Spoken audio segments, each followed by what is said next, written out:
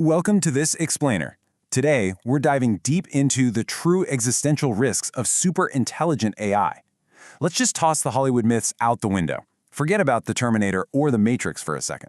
We're going to uncover what the actual experts are telling us we need to prepare for. We are right in the middle of a fundamental shift in our reality, and it's literally happening right now. So it's pretty much the most hotly debated question of our time, right? Will artificial intelligence replace humans? To even start unpacking a massive question like this, we can't just stare at lines of code. We really have to look at the very fabric of intelligence itself and how it evolved to become the absolute foundation of our dominance on planet Earth. The evolution of intelligence from biology to silicon. You know, intelligence isn't some mysterious magic. From a modern science perspective, it's basically just a highly advanced form of information processing. It's the ability to learn, reason, and solve problems. For millions of years, that processing was locked strictly inside biological brains. And it was exactly this processing power, not sharp claws or thick armor or being incredibly fast, that allowed humanity to essentially break the game of nature and take complete control of the planet. Just think about the sheer scale of the timeline here.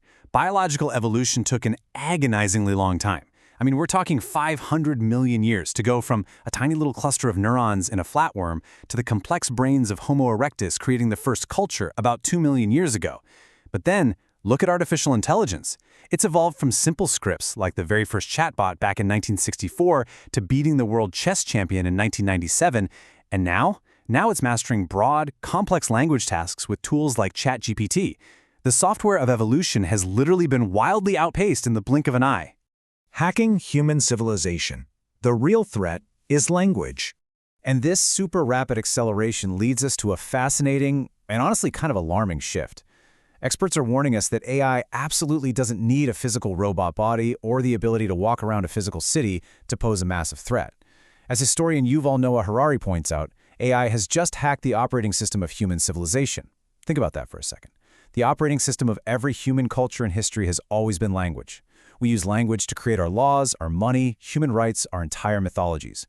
And AI is right now gaining mastery over language at a level that actually beats average human ability. By doing that, it's basically seizing the master key to all of our institutions. Because AI generates language so efficiently, it can mass-produce cultural artifacts on a scale we've never seen before. We're talking about highly targeted fake news, entirely new political manifestos, or even holy scriptures for completely new cults. But maybe the most dangerous part? It has the ability to mass-produce deep, intimate relationships with human beings. If an AI can fake intimacy, it can shift your political and economic views without you ever even realizing you're being manipulated. It really threatens to trap us in a world of illusions, almost like Plato's cave, where we're experiencing reality through a prism produced entirely by a non-human intelligence. Competence over malevolence, the alignment problem. So the actual danger here is way more subtle than some physical attack. The whole Hollywood myth is the sentient, malevolent robot that consciously hates us and actively wants to destroy humanity. But the reality? As physicist Max Tegmark explains, it's way simpler. It's just highly competent, non-conscious software that simply does not share human goals. Think of it like a heat-seeking missile. A missile isn't evil, it's just incredibly good at hitting its target.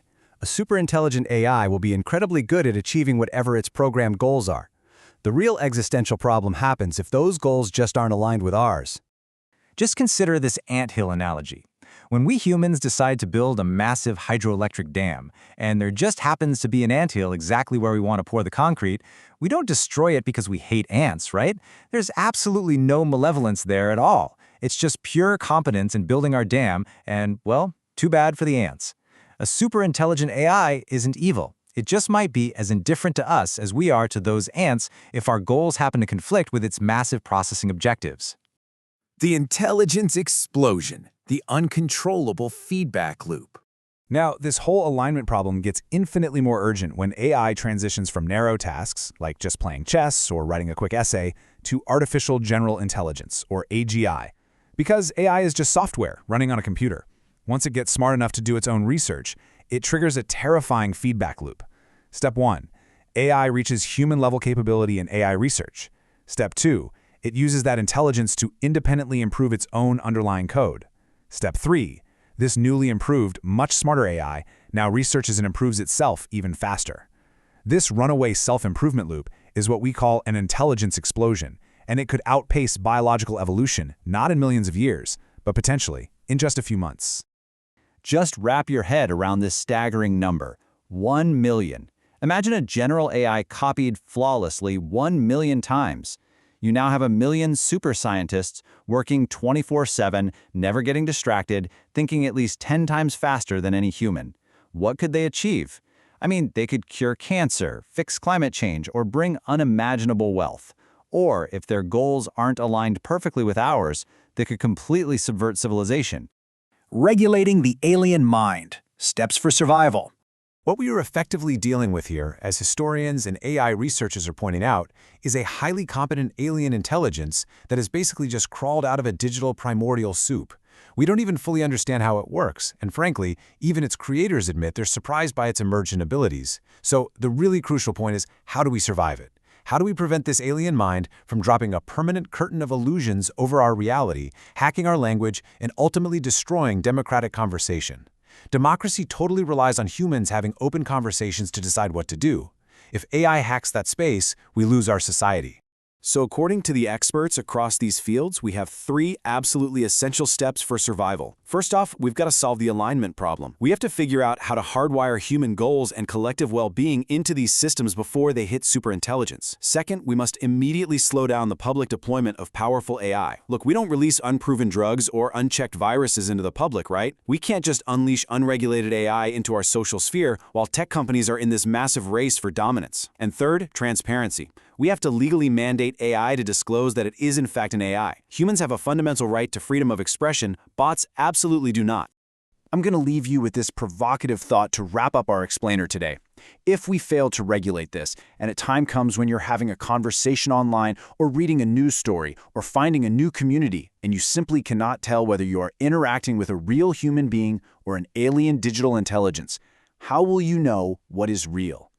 Thank you so much for joining me. And stay curious.